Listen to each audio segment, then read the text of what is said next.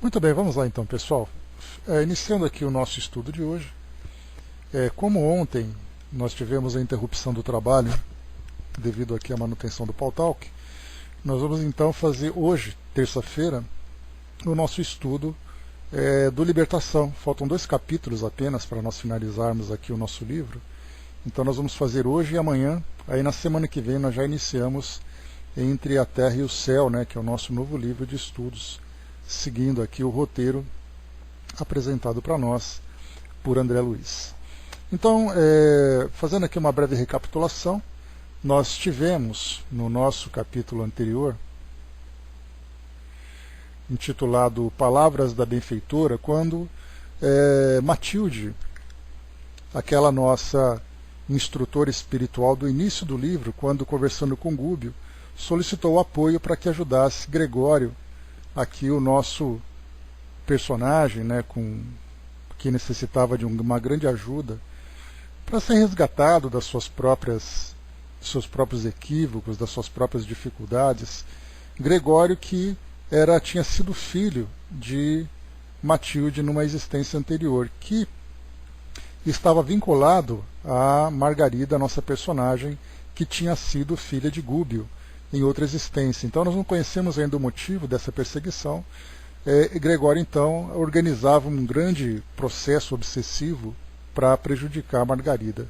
E aí, então nós fomos conhecendo novas personagens. Nesse item número 18, após a organização daquele grupo de atendimento, de socorro, na casa de Margarida, muitos espíritos apareceram em condições de sofrimento, com muita culpa, com muitas dores morais, e aí então foram pedir ajuda para esse grupo.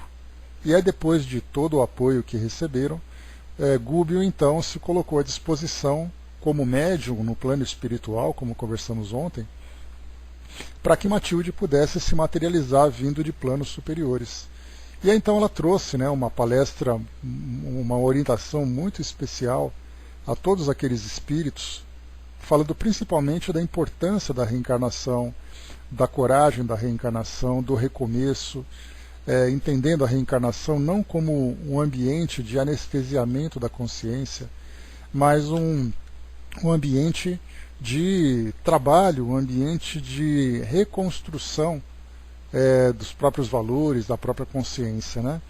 Então, no final, depois dessa palestra, algumas pessoas se apresentavam como tirando dúvidas, né? Ela abriu um espaço para questões que as pessoas pudessem apresentar, e aí muitos falavam, né, que cometeu assassino, o outro tinha prejudicado outra pessoa, e que veria, né, que veria na reencarnação um local de muito sofrimento. E Matilde deixou aquela mensagem belíssima, né, falando que através do amor, através do trabalho, é possível nós reconstruirmos. E nós temos que focar a nossa reencarnação, sustentar a nossa reencarnação com esses 2 pilares. Não importa qual seja o ambiente, não importa quais sejam as nossas atividades, quais sejam as nossas dúvidas ou a nossa crença, tudo deve ser baseado no trabalho e no amor. Sem isso, a nossa encarnação não será bem sucedida. E aqui então, depois do capítulo 19, Precioso Entendimento, nós começamos, né, fizemos aqui logo no iniciozinho uma reflexão aqui, mas a gente recomeça então para não deixarmos o assunto pendente. Então, Precioso Entendimento. Certo, acreditando haver transmitido a nós outros os ensinamentos que podíamos receber, a nobre mensageira recomendou Eloy trouxesse Margarida àquele plenário amoroso, deixando perceber que pretendia consolidar-lhe o equilíbrio e fortalecer-lhe a resistência. Transcorridos alguns minutos, a esposa de Gabriel, que se convertera em objeto de nossas melhores atenções naqueles dias, desligada do envoltório denso, compareceu no cenáculo. Mostrava passo vacilante e estranho alinhamento no olhar, revelando a semi-inconsciência em que se demorava. Conversamos ontem, né, sobre essa dificuldade que todos nós encarnados temos quando em desdobramento chegamos no plano espiritual e mantermos assim aquele equilíbrio, aquela lucidez diante do que acontece à nossa volta. Pouquíssimos espíritos conseguem manter essa clareza de ideias, e nós vimos isso, por exemplo, em Chico Xavier, nos seus desdobramentos, no Chico, Dona Ivone, principalmente, nós tivemos ali no livro, qual é o nome do livro? Não é Devassando Invisível, é o próximo, Recordações da Mediunidade. Ela trouxe para nós várias experiências em desdobramento em que ela estava absolutamente ativa no trabalho, viajando, auxiliando, aprendendo, né? Então, poucos espíritos têm essa clareza de visão, de ideias, quando em desdobramento, porque o corpo espiritual exerce sobre nós uma influência muito grande. Então, o corpo inconsciente, durante o sono físico, nós em desdobramento ainda carregamos, né, o peso do corpo, embora desvinculado temporariamente dele. E continua aqui para nós. Ao que me pareceu, a luz reinante não lhe afetou o olhar. Caracterizava-se naquela hora pelos movimentos impulsivos, caminhando em nosso meio qual se fora sonâmbula vulgar. Maquinalmente se asilou nos braços maternos de Matilde, que Matilde lhe oferecia, e tão depressa se acolheu no regaço da benfeitora que a envolvia em doce ternura, reagiu favoravelmente contemplando-nos então assustadiça. Parecia acordar pouco a pouco. A protetora, interessada em despertar-lhe alguns centros importantes da vida mental, começou a aplicar-lhe passos ao longo do cérebro, operações que não pude compreender tão bem quanto desejava. Reparei, contudo, que Matilde lhe aplicava recursos magnéticos sobre os condutores nervosos do órgão de manifestação do pensamento, tanto quanto ao longo de toda a região do simpático, esclarecendo-me o benfeitor mais tarde que o estado natural da alma encarnada pode ser comparado, em maior ou menor grau, à hipnose profunda ou à anestesia temporária, a que desce a mente da criatura através de vibrações mais lentas, peculiares aos planos inferiores para fins de evolução, aprimoramento e redenção no espaço e no tempo. Então, dois pontos importantes que nós tivemos aqui. Primeiro, o processo que iniciou então Matilde para fazer com que Margarida recuperasse a lucidez. Então nós já vimos em outras obras que os espíritos então são, através do passe magnético, desprendidos do corpo físico e depois recebem então essa carga magnética para despertarem a consciência, né? Então saindo um pouco daquele estado de letargia que geralmente se encontra em desdobramento. E o segundo ponto que ela coloca para nós é que quando nós reencarnamos, nós perdemos bastante, eu ia falar um pouco, né, mas na verdade nós perdemos bastante daquela nossa capacidade mental, como espíritos que somos. Então o corpo é como se ele obscurecesse a nossa capacidade de raciocínio para focarmos naquilo que é o mais importante para nós, que é o nosso dia a dia.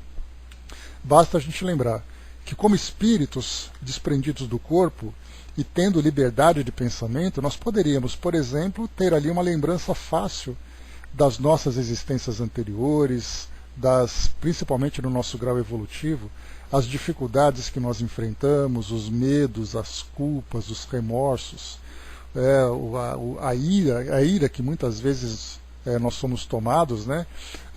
Todo o conhecimento que nós adquirimos durante a nossa existência, né, transcorrendo aí durante milênios.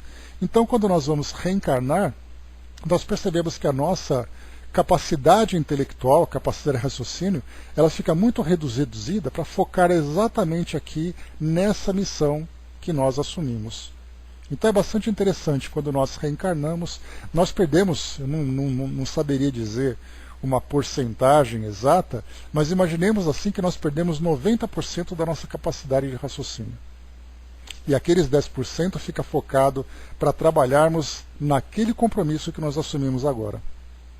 Então é bem interessante a gente perceber que durante a reencarnação o espírito perde grande parte do seu potencial.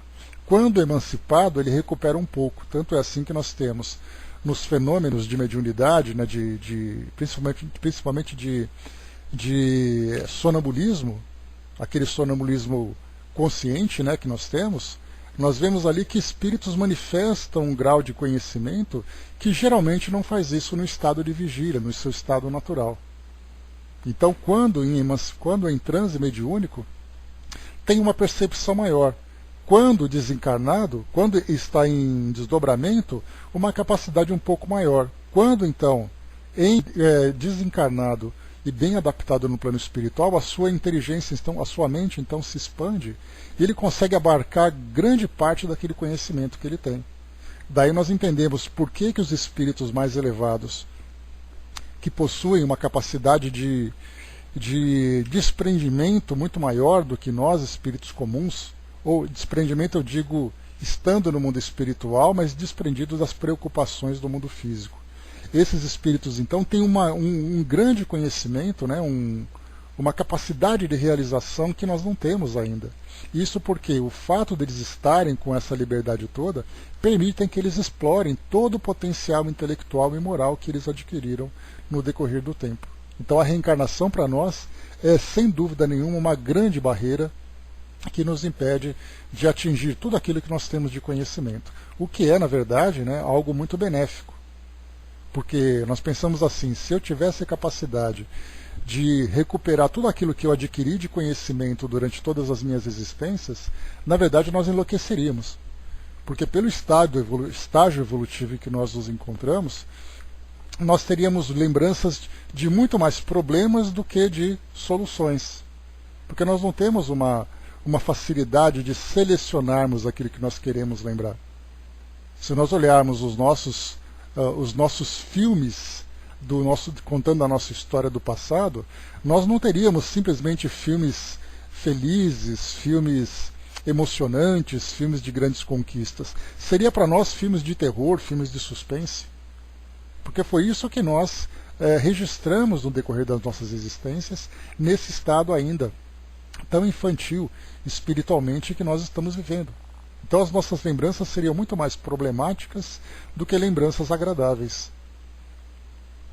Por isso, então, é importante pensarmos sempre, o espírito, quando reencarna, perde grande capacidade do seu potencial. E ele fica, então, com impressões, porque ele pode bloquear, por exemplo, imagens, bloquear lembranças concretas daquilo que ele vivenciou, mas ele não é capaz de anular as impressões que essas experiências deixaram. É daí, então, que nós encontramos estados depressivos, antipatias e simpatias, medos, fobias que nós ainda trazemos. Não sei porquê, mas eu sei que eu sinto. Então a imagem não aparece, mas a lembrança daquele sentimento continua presente. Agora, quanto mais nós vamos trabalhando na nossa existência atual para organizar as nossas ideias, organizar os nossos valores, transformar o nosso modo de ver o mundo, nós vamos ficando cada vez mais harmonizados e, consequentemente, o passado já não exerce sobre nós tanta influência como costuma influenciar, trazendo tantas dificuldades para nós. Então é um raciocínio bastante interessante esse que é apresentado aqui por André Luiz. Continuando então. Por isso nesse final ela diz assim, né? Só para a gente lembrar. O estado natural da alma encarnada pode ser comparado, em maior ou menor grau, à hipnose profunda ou à anestesia temporária, a que desce a mente da criatura através de vibrações mais lentas. Essa questão da vibração nós não compreendemos ainda, uma vibração mais acelerada, uma vibração mais lenta, mas a gente imagina que seja alguma coisa relacionada com a nossa capacidade de raciocínio. Fica ali pensando de modo muito mais lento, pensando de modo muito mais objetivo, do que tendo a mente expandida como nós gostaríamos. Peculiares aos planos inferiores para fins de evolução, por isso tem o objetivo, esse processo de restrição da nossa capacidade intelectual, evolução, aprimoramento e redenção. Olha, essa redenção talvez seja o ponto mais importante, porque nós estamos muitas vezes muito mais focados no passado do que no futuro. Quando nós resolvermos o nosso passado, aí então o futuro fica aberto à nossa frente para a gente fazer aquilo que nós bem entendemos em termos de evolução e aprimoramento. Mas enquanto nós não nos desamarrarmos do passado, quando nós não rompermos essas amarras que continuam prendendo-nos ao passado, nós ficaremos ainda limitados a essas nossas ações de reparo e não de crescimento.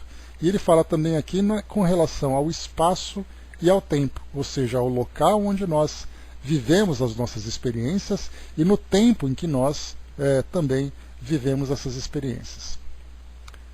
Fenômenos de metabolismo na organização perispirítica fizeram-se patentes à nossa observação, porque Margarida expelia através do tórax e das mãos fluidos cinzento escuros em forma de vapor tenuíssimo a desfazer-se no vasto oceano de oxigênio comum. Logo após semelhante operação de limpeza, as zonas do sistema endocrínico emitiam radiações diamantinas, figurando-se uma constelação de caprichosos contornos a brilhar nas sombras do perispírito até ali opaco e vulgar. Também comentei ontem sobre a questão desse processo de operação de limpeza, né, que Margarida vivencia, e eu fiz uma comparação com os médiums passistas que aplicam passes em pessoas que chegam em estado de desequilíbrio emocional, desequilíbrio físico, desequilíbrio moral. Então, conforme essa transfusão magnética vai sendo realizada, transmitindo ao paciente fluidos mais saudáveis, fluidos mais depurados, né? Partindo do princípio de que nós temos médiuns passistas equilibrados, com grande compreensão do trabalho que estão realizando, juntamente combinados com espíritos elevados que também se dedicam ao trabalho. Então é aquela transfusão depurada, potencializada, e aí então todo esse fluido, como foi colocado aqui, cinzento escuro, vai se dispersando, o brilho, essa irradiação então do perispírito começa a se mostrar. É como se nós pegássemos ali uma pessoa toda enlameada, suja de lama, nós pegássemos ali aquele esguicho e começasse então a limpá-la. Aí então a sujeira começa a sair e nós começamos a ver de fato a beleza da pessoa. Perispiritualmente, nós podemos dizer da mesma forma. As zonas do sistema endocrínico emitiam radiações diamantinas, figurando-se uma constelação de caprichosos contornos a brilhar nas sombras do perispírito até ali opaco e vulgar. Então essas zonas do sistema endocrínico, nós falamos do sistema endócrino do nosso corpo, né, onde nós temos glândulas que realizam processos de metabolismo, e isso acaba prejudicando o nosso corpo. Basta a gente perceber qual é o trabalho feito por um endocrinologista. É exatamente ali o equilíbrio hormonal para fazer com que o nosso corpo realize esse processo de metabolismo de um modo natural. Um desequilíbrio hormonal pode provocar em nós doenças, pode provocar ali alterações no nosso estado físico e, consequentemente, no nosso estado emocional. E aí, então, fazendo aquela aplicação naquela região específica, Margarida começava, então, a ter uma reação, agora uma reação positiva, saudável, fazendo com que ela também se recuperasse fisicamente. Trabalha-se no perispírito para poder fazer com que o corpo físico receba ali os seus benefícios. Do peito de Matilde, ondas luminosas partiam ininterruptas, e tudo nos fazia crer que a tutelada de Gúbio se achava naquela hora um banho autêntico de essências divinas. Não entendi a pergunta, o Chaconete. Era? O que eu falei que era? Me explica aí que eu acho que eu não peguei. Continuando. Bom dia, André.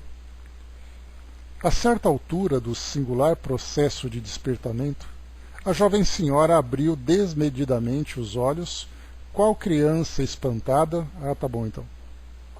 Qual criança espantada, e fixou-nos com expressão de assombro, ensaiando movimentos de recuo e pavor.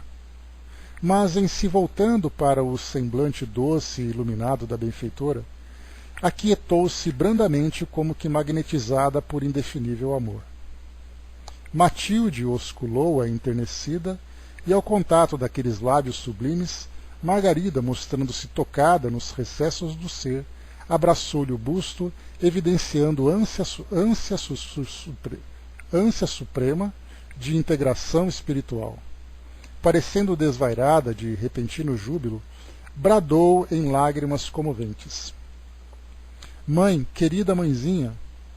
Sim, minha filha, sou eu, disse a interlocutora, afagando-a com extremado afeto. O amor jamais desaparece. A união das almas vence o tempo e a morte. Por que me abandonaste? Inquiriu a esposa de Gabriel, colando-se-lhe ao coração num transporte inexprimível de ventura. Nunca te esqueci, elucidou a benfeitora, acolhendo-a com mais intensa ternura. Os pais da neblina carnal, lembrando que neblina carnal, o André Luiz já explicou em páginas anteriores, que se refere aqui, na verdade, à reencarnação, quando nós então ficamos naquele ambiente nebuloso, né, onde nós não temos mais lembranças da nossa realidade espiritual. O país da neblina carnal muitas vezes parece distanciar-nos uns dos outros. Entretanto, sombra alguma conseguirá separar-nos. Nossas aspirações e esperanças se confundem quais pontos de luz nas trevas da separação, assim como as estrelas se assemelham a balizas brilhantes no nevoeiro noturno, recordando-nos o infinito e a eternidade. Ao som caricioso daquelas palavras, a ex-obsidiada parecia acordar cada vez mais largamente em nosso plano.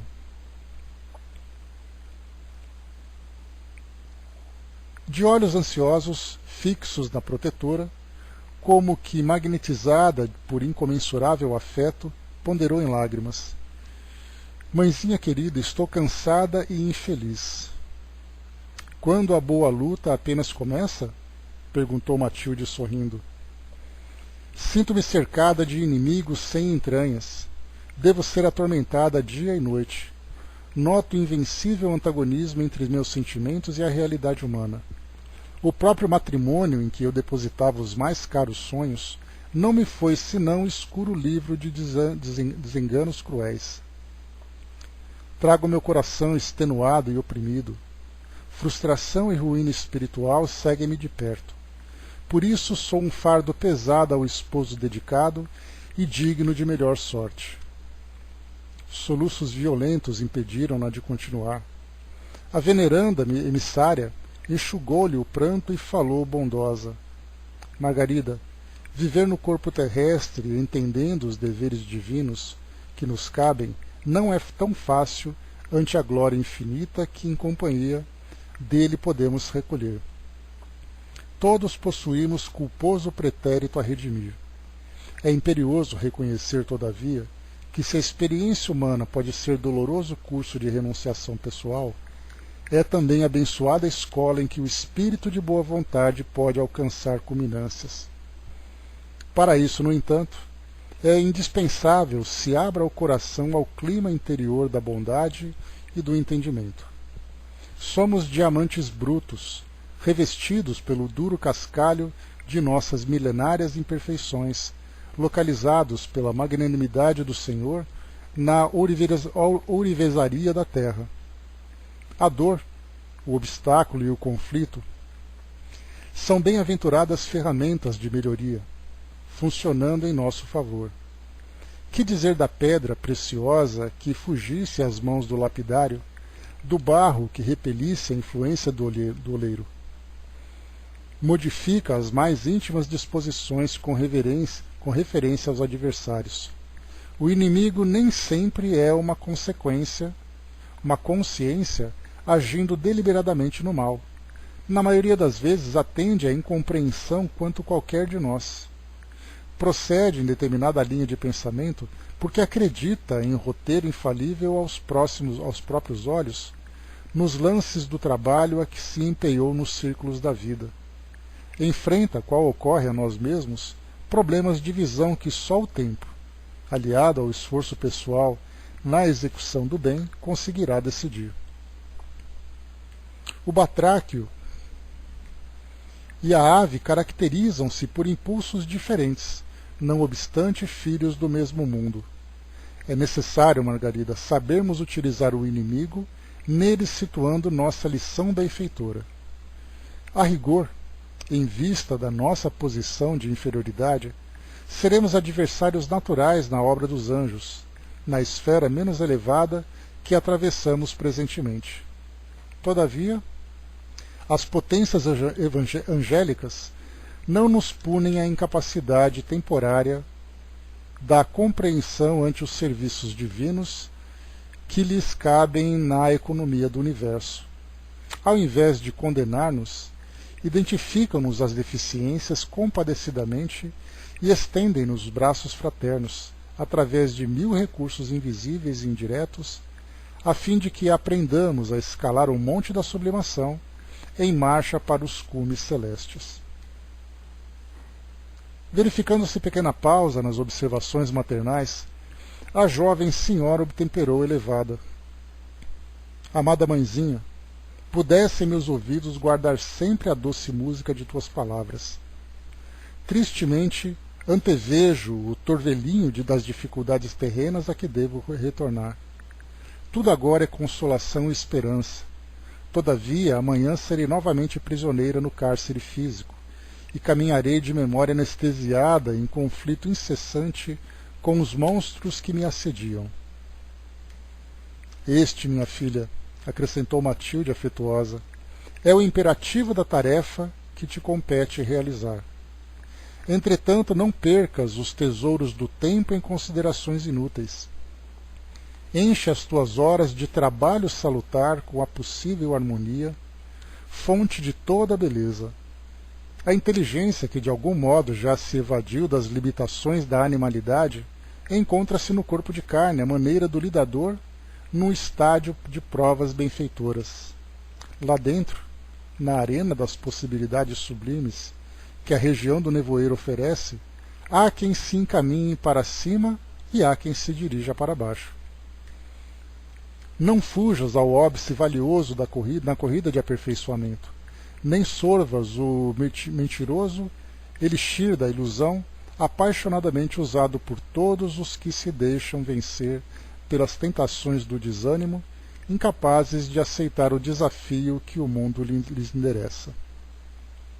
A vida, para toda alma que triunfa no carreiro áspero, é serviço, movimento e ascensão.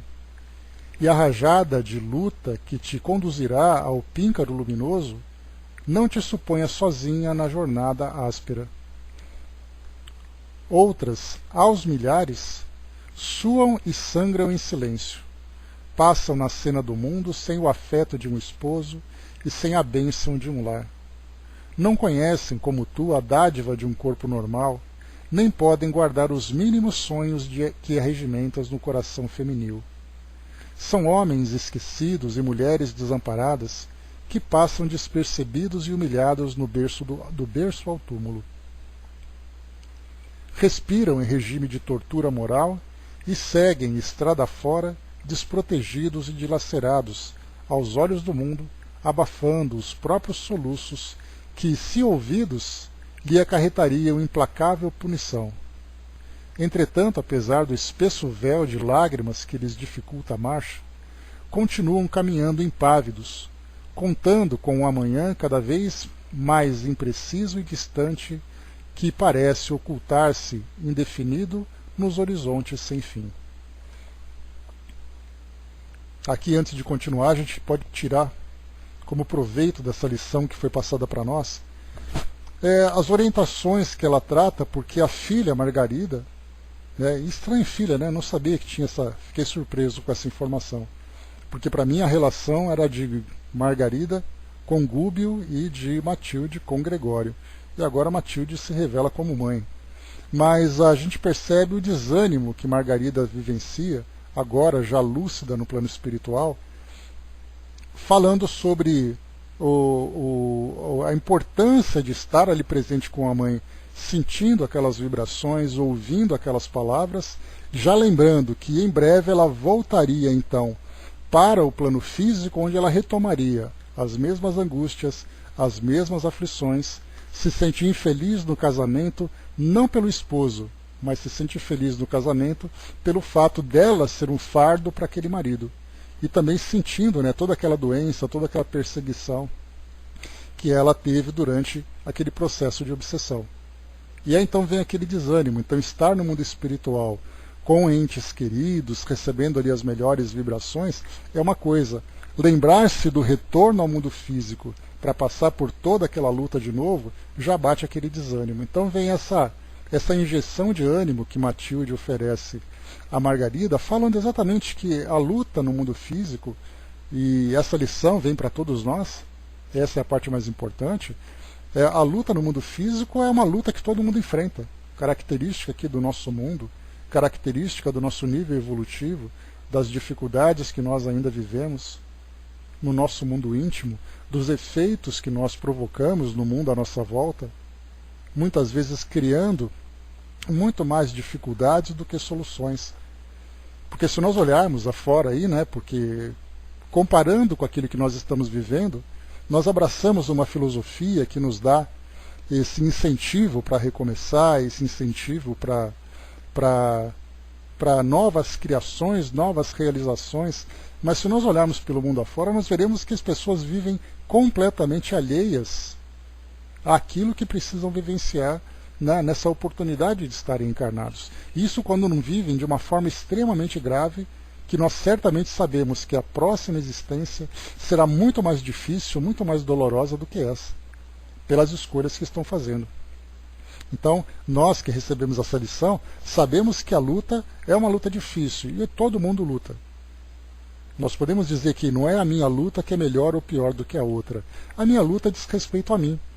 A do outro diz respeito a ele. Muitas vezes a minha luta é uma luta leve, comparado para aquele que vê de fora, mas para mim é um fardo quase que insuportável. Para outros tem aquele fardo que parece ser absurdamente pesado, mas para ele é leve, pelo fato dele saber lidar com aquilo. Então nós temos que abraçar aqui a nossa causa, que é exatamente ali o compromisso que nós assumimos em termos de relacionamentos, em termos de condição social, em termos de limitações físicas, em termos de limitações de toda a ordem, porque isso faz parte do nosso compromisso, do compromisso assumido para que nós viéssemos aqui para o mundo físico, e depois sabemos que se tudo for bem realizado agora, o futuro será um futuro muito mais diferente, um futuro muito diferente e muito melhor do que é hoje. Mas para isso há a necessidade do trabalho. E mais uma vez, amar e servir. Essas são as duas receitas, né, os dois ingredientes dessa receita que é absolutamente infalível. Mas se nós fugirmos disso, vivermos ali dentro do nosso pequeno mundo de egoísmo, do nosso mundo de sensações, do nosso mundo de ilusões, certamente ali teremos dificuldades no futuro. E como lembra Emmanuel, né, só se desilude aquele que se ilude. Então nós não podemos mais nos iludir, acreditando que nós estamos aqui apenas desfrutando dos prazeres que a vida pode oferecer, e temos que desfrutar isso intensamente porque a vida é muito curta. Primeiro que a vida não é muito curta, a vida é uma longa jornada que nós estamos percorrendo. E segundo, que se nós vivemos intensamente, nós não prestaremos atenção nos detalhes, principalmente nos detalhes de transformação moral que nós precisamos trabalhar. Deixa eu ver aqui, o Brás colocou, né, penitenciário da galáxia. Olha, Brás, a gente quando fala em penitenciário, a gente tem penitenciário em vários níveis, né? Tem aquela em que o presidiário, apesar de estar preso, ele trabalha, ele estuda, ele se desenvolve e depois ele se recupera. E agora nós temos aquela penitenciária com grau de periculosidade máximo, né? Ali é onde se encontram os piores. Então cada um vai ver o nosso planeta pela perspectiva que lhe cabe. Se nós estamos aqui, como lembra Kardec, dizendo que o espírito, quando ele desencarna, é igual àquele pássaro que sai de uma gaiola, então nós estamos aqui na nossa gaiola. Se nós cuidarmos bem dela, eu estou preso, mas a minha cela ela é limpinha, ela é bem organizada, eu trabalho direitinho aqui o tempo que me cabe.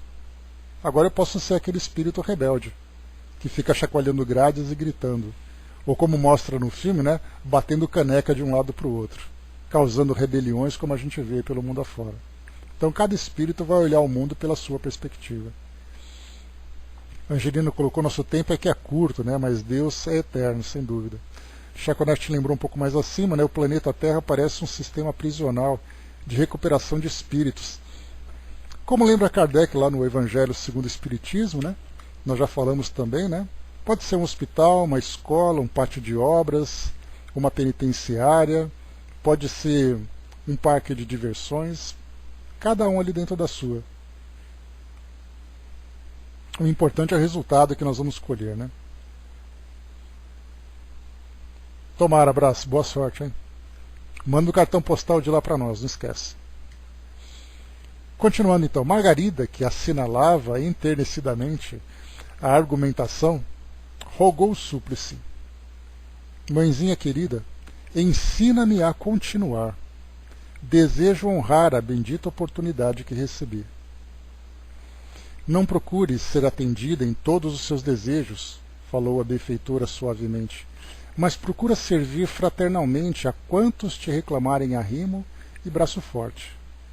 Olha só que informação forte é essa.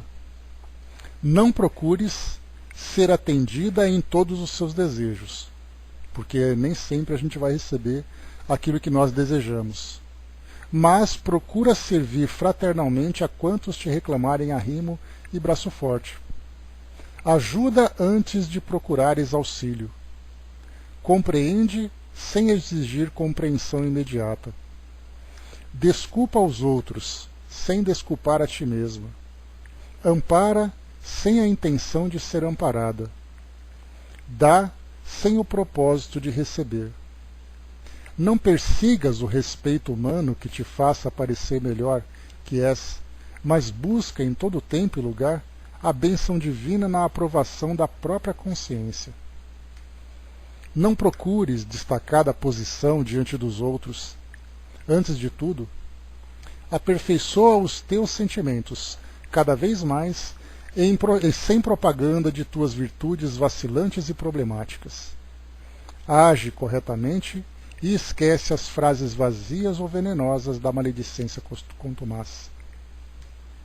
Em te socorrendo das diretrizes alheias, desconfia das palavras que te lisonjeiem a fantasiosa superioridade pessoal, ou que te inclinem à dureza do coração. Diante da fartura ou da escassez, recorda o serviço que o Senhor te convocou a realizar e produze o bem em seu nome, onde estiveres. Lembra-te de que a experiência da carne é demasiadamente breve e que a tua cabeça deve permanecer tão cheia de ideais santificantes quanto as mãos repletas de trabalho salutar. Para que atendas, porém, a semelhante programa, é imprescindível abras o coração ao sol renovador do sumo bem. De alma cerrada ao interesse pela felicidade do próximo, jamais encontrarás a própria felicidade. A alegria que improvisares em torno dos pés alheios te fará mais rica de júbilo. Na paz que semeares, encontrarás a colheita da paz que desejas. Estes são os princípios da vida radiante. No ensulamento, ninguém recolherá a suprema alegria. Para a sabedoria divina, tão infortunado é o pastor que perdeu o rebanho, quanto a ovelha que perdeu o pastor. A desistência de ajudar é tão escura quanto o relaxamento de extraviar-se. O egoísmo conseguirá criar um oásis, mas nunca edificará um continente. É indispensável, Margarida, aprenderes a sair de ti mesma, auscultando a necessidade e a dor daqueles que te cercam. Nesse ínterim calou-se a voz da protetora, e sentindo-se banhada de infinita luz daqueles momentos inesquecíveis, a esposa de Gabriel indagou embriagada de ventura. Ó Deus, Pai misericordioso, a que devo atribuir a graça inovidável dessa hora? Matilde, pretendendo talvez imprimir ampla familiaridade à cena a que assistíamos, levantou-se abraçada à filha espiritual e, caminhando ao nosso encontro, apresentou-nos a ela por particulares amigos. Confraternizadora palestra estabeleceu-se, extinguindo-se a onda de lágrimas que nos visitava, indistintamente, ante a conversação comovedora e inesquecível. Chegou, entretanto, o momento em que a benfeitora se revelou interessada em despedir-se. Antes, porém, cravou o olhar muito lúcido na ex-obsediada e falou-lhe resoluta. Margarida, agora que retens, tanto quanto possível, regular consciência de ti mesma em nossa esfera de ação, ouve o apelo que te endereçamos. Não suponhas que te visito pelo simples prazer de consolar-te, o que seria talvez induzir-te ao caminho da despreocupação irresponsável, que nunca nos dirige à verdadeira paz. A finalidade divina há de ser em tudo a alma de nossa ação. Olha que frase bonita essa, né? A finalidade divina há de ser em tudo a alma de nossa ação. Ou seja, né, em tudo que nós fizermos, nós temos que pensar sempre na finalidade divina. Que a atitude que nós tivermos em todas as situações pode trazer para nós e para o mundo à nossa volta. Se nós tivermos isso focado, para tudo aquilo que nós fizermos, essa finalidade divina for o nosso objetivo final, nós certamente vamos acertar com muita facilidade em todas as nossas decisões. Se nós tirarmos a finalidade divina e pensarmos no nosso objetivo pessoal, aí então nós começamos a alimentar o egoísmo, que infelizmente vai nos desviar desse caminho, trazendo grande sofrimento. O lavrador que amanha o solo e socorre com irrigação confortadora, algo espera da sementeira que lhe reclama o esforço diário. O amparo do alto, direto ou indireto, reservado ou ostensivo, não é apenas mera exibição de poder celestial. Os moradores dos círculos mais elevados não se arriscariam a descer, sem objetivos de ordem superior, ao domicílio da mente encarnada, assim como os artistas da inteligência não se animariam a movimentar espetáculos de cultura intelectual, sem fins educativos, junto aos irmãos de raciocínios e sentimentos ainda rudimentares ou inferiores. O tempo é valioso, minha filha, e não podemos menoscabá-lo sem grave prejuízo para nós mesmos. Ou seja, né, todos os espíritos que chegam até nós, vindos de esferas superiores, não vêm aqui apenas de turismo, apenas de passagem ou apenas para entretenimento. Eles sempre vêm com um objetivo maior, que é, nesse caso, como nós vimos ali, aquela nossa finalidade divina. Ante a expressão de surpresa que a tutelada de Gúbio estampava no semblante inquieto, Matilde continuou. Em breves anos voltarei também ao círculo de lutas em que te debates. Tu, gritou Margarida, apalermada ante a perspectiva de renascimento carnal, para o ser iluminado que se mantinha à nossa vista. Por que te seria imposta semelhante pena? Não te guardes em tamanha incompreensão da lei do trabalho, ajuntou a mensageira sorrindo. A reencarnação nem sempre é simples processo regenerativo, embora na maioria das vezes constitua recurso corretivo de espíritos renitentes na desordem do crime. A crosta da terra é comparável a imenso mar onde a alma operosa encontra valores eternos, aceitando os imperativos de serviço que a bondade divina nos oferece. Além disso, todos temos doces laços do coração, que se demoram por muitos séculos retidos ao fundo do abismo. É indispensável buscar as pérolas perdidas para que o paraíso não permaneça vazio de beleza ao nosso olhar. Depois de Deus, o amor é a força gloriosa que alimenta a vida e move mundos. A benfeitora fitou a jovem senhora enlevada, fez pequena pausa e aduziu. Em razão disso, espero não desconheças a santidade do ministério maternal, na orientação dos espíritos renascentes. Nossas melhores possibilidades se perdem na esfera do recomeço, por falta de braços decididos e conscientes que nos guiem através dos labirintos do mundo. Carinho quase sempre não falta no santuário familiar, onde a alma se habilita à recapitulação de valiosa aventura. Entretanto, a ternura absoluta é tão nociva quanto a absoluta aspereza. Não ignoras, filha amada, que a entidade mais enobrecida em retornando ao veículo de carne é compelida a sofrer-lhe-os regulamentos. As leis fisiológicas que dominam na crosta não fazem exceção. Impõem-se sobre os justos com o mesmo rigor dentro do qual funcionam para os pecadores. O anjo que desça ao fundo da mina de carvão continuará naturalmente a ser anjo na vida íntima. Entretanto, não escapará ao clima deprimente do subsolo. O esquecimento temporário me acompanhará nos abafadores das células físicas, mas o êxito desejável somente me felicitará se eu puder contar com a tua orientação robusta e vigilante. Bem sei que depois, regressando por tua vez ao envoltório que te liga ao círculo comum da luta terrestre, olvidarás, ou seja, esquecerás, igualmente a nossa conversação dessa hora. No entanto, a saúde e a harmonia que te inundarão a estrada doravante, aliadas ao otimismo e à esperança que persistirão no teu perispírito, por recordação indeléveis e vagas desses instantes divinos, não te deixarão esquecer de todo.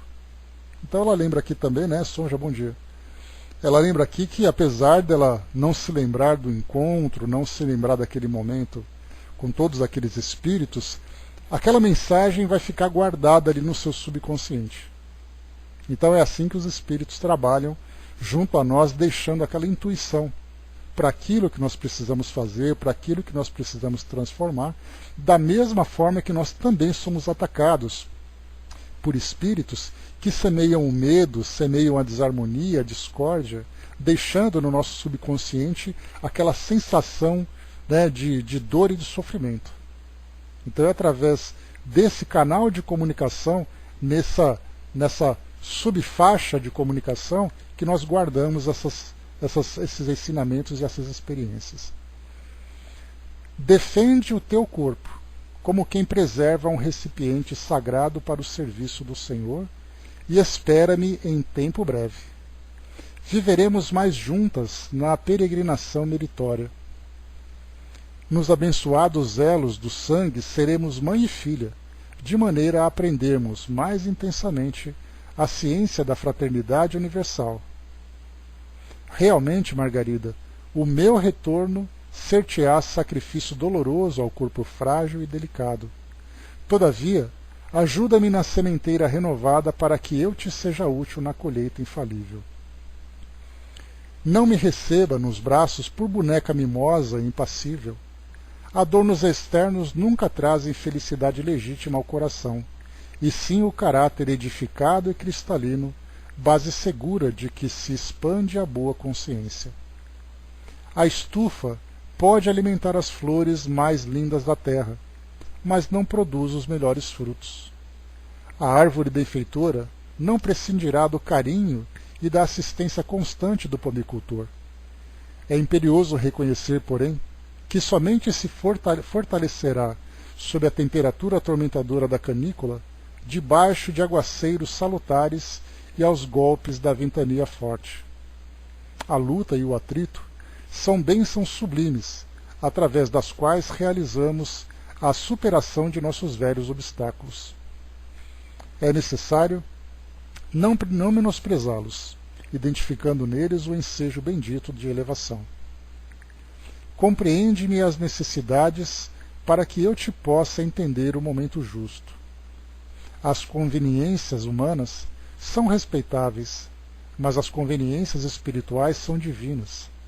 Auxilia-me a conquistar equilíbrio nas primeiras, a fim de atender aos imperativos celestiais do Espírito Eterno. Logo que me sintas nos braços, não me relegues à garridice ou à inutilidade, a pretexto de guardar minha maternal proteção. Não é com enfeites exteriores que ajudaremos o vegetal precioso a crescer e frutificar, mas sim com o esforço perseverante da enxada, com a vigilância na defesa, com o adubo estimulante e com a poda benfeitora. Não me percas de vista, para que o amor e a gratidão a Deus perdurem para sempre em minha memória frágil. Socorre-me em tempo para que eu seja útil no momento oportuno. Aqui então nós temos, antes de continuarmos, Matilde então se preparando para uma reencarnação como filha de Margarida.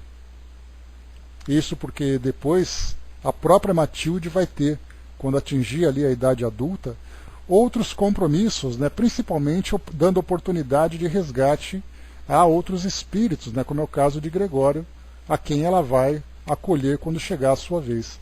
E aqui ela chama bastante atenção para o compromisso de mãe que Margarida deve assumir. Vai ser difícil para ela, por causa da gravidez problemática que ela vai sofrer, pela fragilidade do corpo e tudo mais, mas ela chama atenção que assim que começarem então os processos educativos, naquela primeira fase do espírito aqui, né, na infância, na pré-adolescência, na adolescência, que ela seja ali uma mãe amorosa, porém também uma mãe educadora, sem aqueles caprichos, né? Principalmente porque ela vivia numa família abastada, e era uma família abastada que infelizmente muitos caprichos acabam sendo alimentados. Então ela chama atenção para que não perder de vista, porque o objetivo dela não é ser apenas uma filhinha para ser mimada, mas é um espírito que reencarna porque tem um compromisso futuro. E isso vale para todos nós.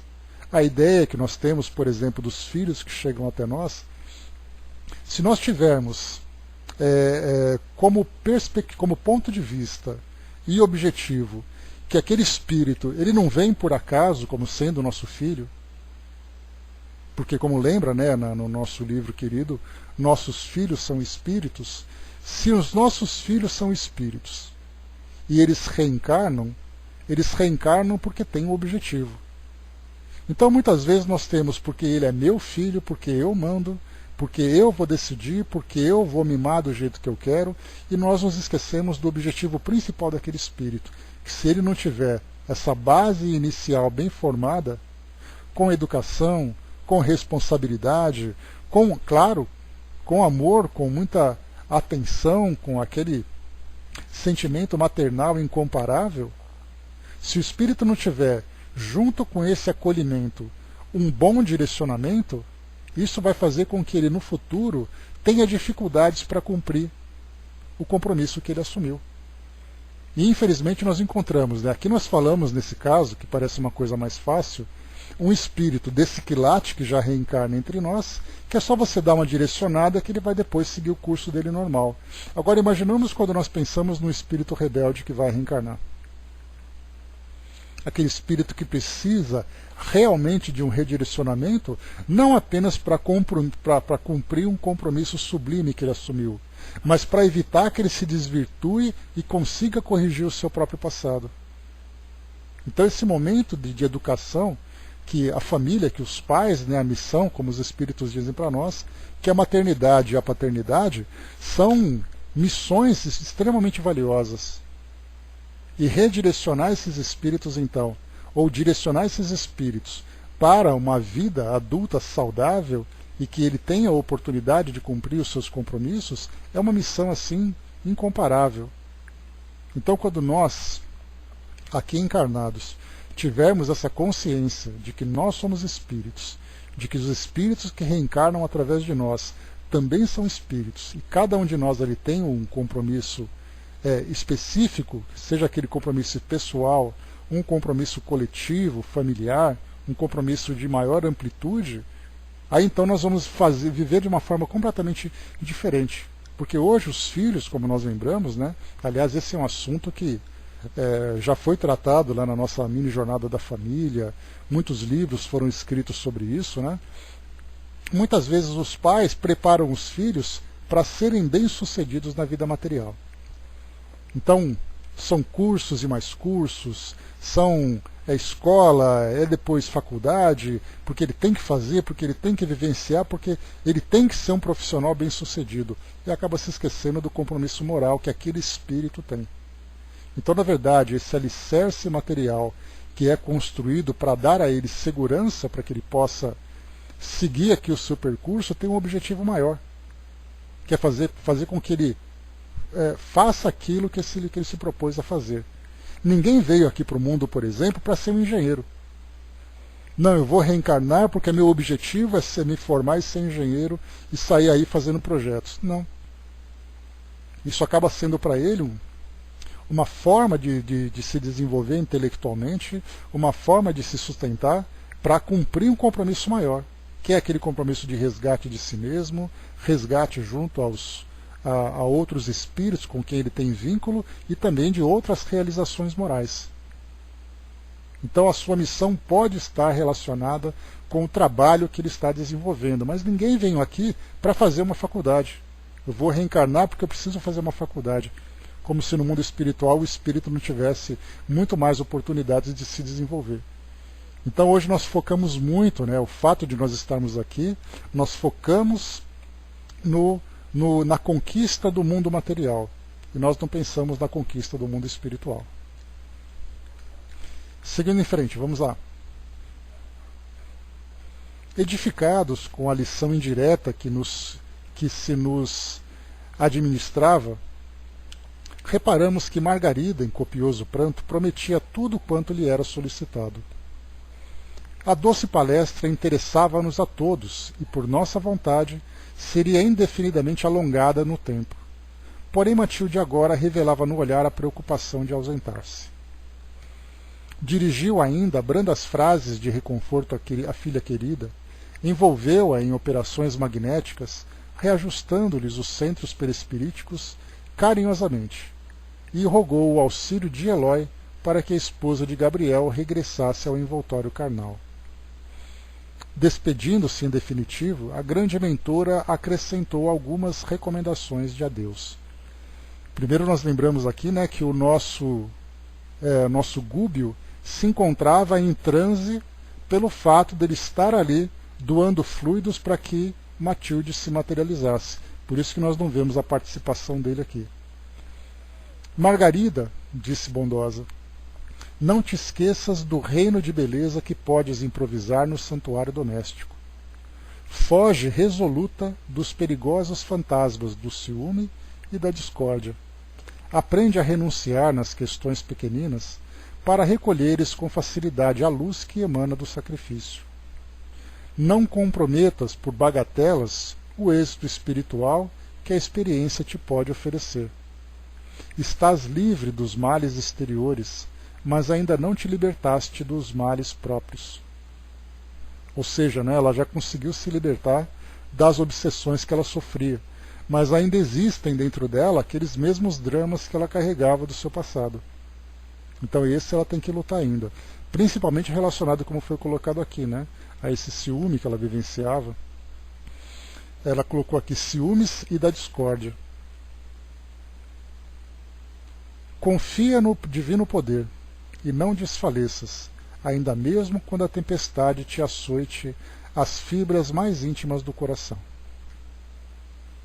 Mãe e filha permutaram um abraço cheio de indefinível ternura, e encaminhando-se para Gúbio, a este explicou Matilde, discreta, o trabalho que planejaria para as horas seguintes, asseverando que nos esperaria em paisagem próxima.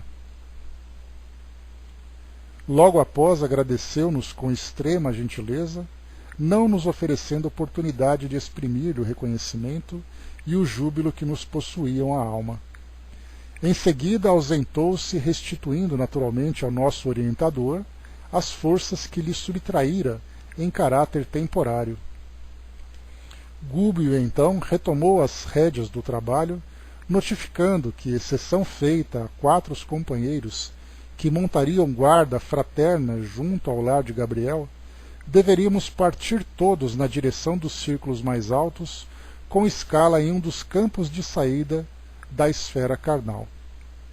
Então aqui finalizamos, né, esse nosso capítulo número 19.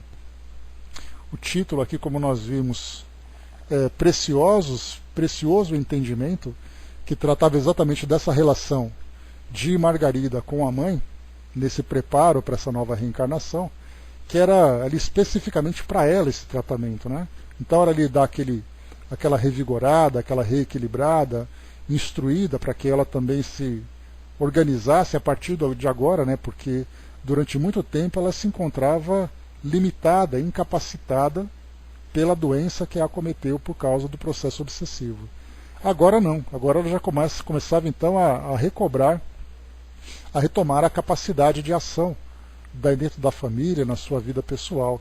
E ali então era hora de começar a colocar as coisas de novo nos eixos e agir de um modo produtivo, porque no futuro vinha uma outra missão para ela, que era exatamente ali receber como filha a Matilde. Então no próximo capítulo, o capítulo número 20, Reencontro, nós temos aqui, né, o trabalho principal agora, para fechar aqui a nossa história, que é exatamente o trabalho junto a Gregório, que é o nosso personagem principal aqui da nossa obra. Deixa eu ver, Chaconete colocou, né? Será que quando a gente volta... Será que é quando a gente volta na mesma família? Olha, Chaconete, a gente lembra que, como lembra Joana de Ângeles, a família é um grupo de espíritos com necessidades de reajustes, né? Então, a grande maioria das famílias que são compostas aqui no nosso mundo é formada por espíritos que estão, de alguma forma, comprometidos no passado. Sejam comprometimentos graves, sejam comprometimentos brandos, né? Cada um ali colhendo aquilo que semeou.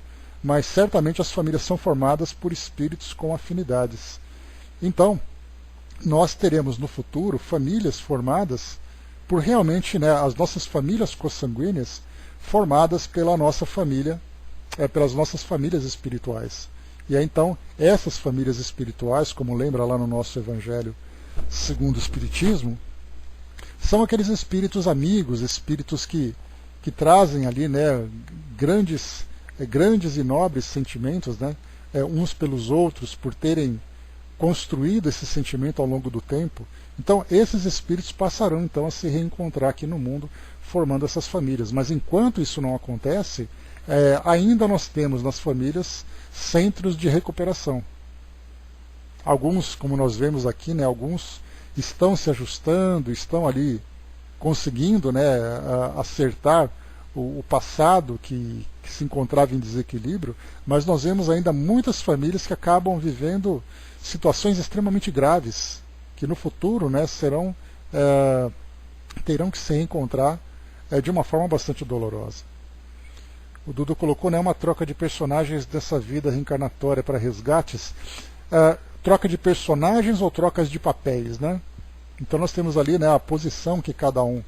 Nesse caso, por exemplo, nós vimos que aqui, o caso de Matilde, que considerava Margarida como filha, virá como filha de Margarida, né? Ou seja, ela virá como própria neta, né? Então essa vai ser... Os papéis são invertidos, até porque, Dudu, a gente compreende muito pouco sobre isso, mas nós não podemos pegar uma linha de raciocínio. O espírito acaba de reencarnar. Ele vem então como filho, como neto, como irmão. Aí ele vai se desenvolvendo, aí depois ele passa a se tornar um espírito com maior independência, sendo já não aquele filho submisso, mas um filho com opinião pessoal.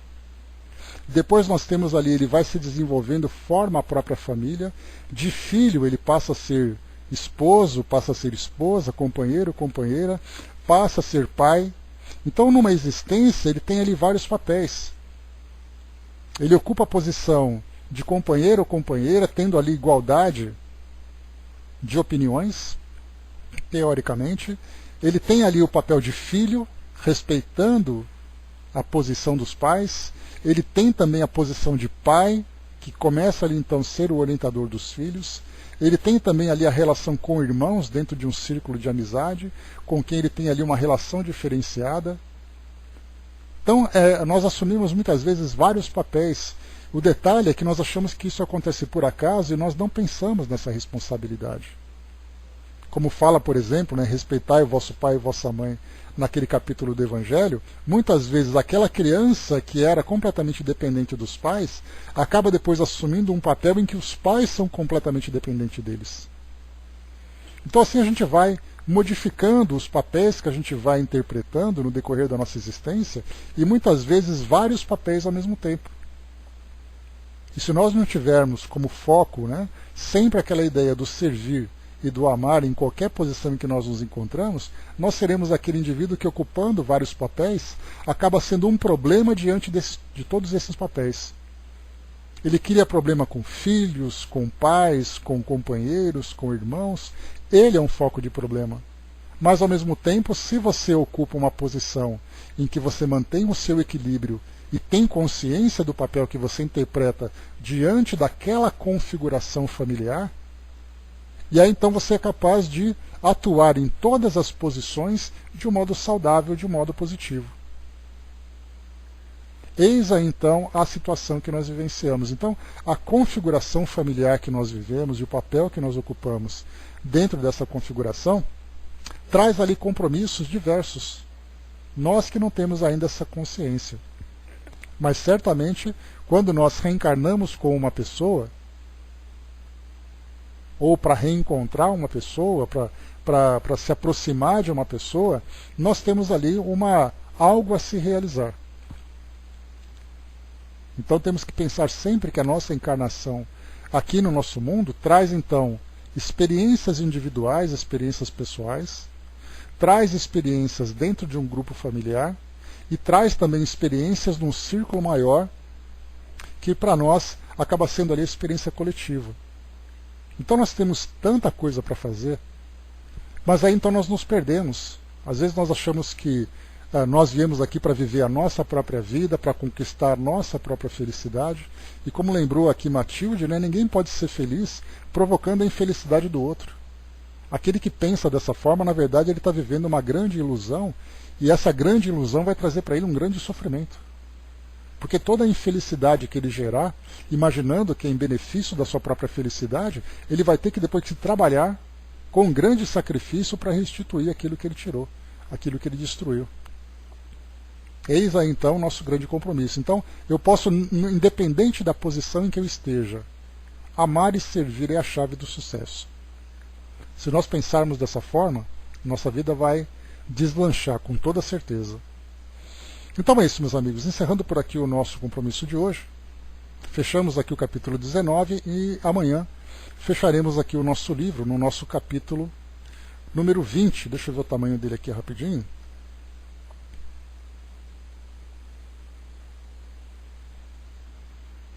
Não sei se a gente vai conseguir fazer tudo num dia só. Tem 15 páginas. Então, como é o último